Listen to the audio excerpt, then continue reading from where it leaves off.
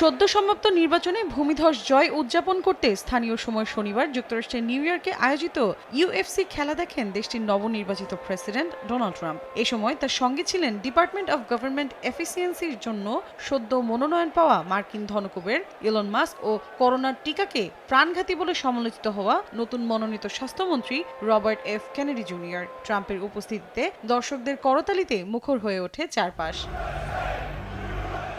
এদিকে অনভিজ্ঞ ও বিভিন্ন অভিযোগে অভিযুক্ত একাধিক ব্যক্তিকে নিজের মন্ত্রিসভায় জায়গা দিয়ে তুমুল সমালোচনার মুখে পড়েও থামছেন না ট্রাম্প। এবার যুক্তরাষ্ট্রের জ্বালানি তেল ও গ্যাস শিল্পের প্রধান নির্বাহী কর্মকর্তা ক্রিস রাইটকে জ্বালানি মন্ত্রী করার ঘোষণা দিলেন তিনি। বিভিন্ন আন্তর্জাতিক গণমাধ্যম জানায়, লিবার্টি এনার্জি নামের ডেনভার ভিত্তিক একটি তেল ক্ষেত্র পরিষেবা কোম্পানির প্রতিষ্ঠাতা ক্রিস তেলের সর্বোচ্চ উৎপাদনের পক্ষে ট্রাম্পের পরিকল্পনায় সমর্থন দেবেন তিনি। সেই সঙ্গে বিদ্যুতের উৎপাদন বাড়ানোর উপায় খুঁজতে ট্রাম্পের পরিকল্পনাকে এগিয়ে নেবেন। তবে ক্রিসের কোনো রাজনৈতিক অভিজ্ঞতা নেই, বরং দারিদ্রতা থেকে মানুষকে বের করে আনার জন্য আরও জীবাশ্ম জ্বালানি উত্তোলনের প্রয়োজনীয়তার বিষয়ে তিনি ব্যাপকভাবে লেখালেখি করেছেন বলে জানায় বিভিন্ন গণমাধ্যম।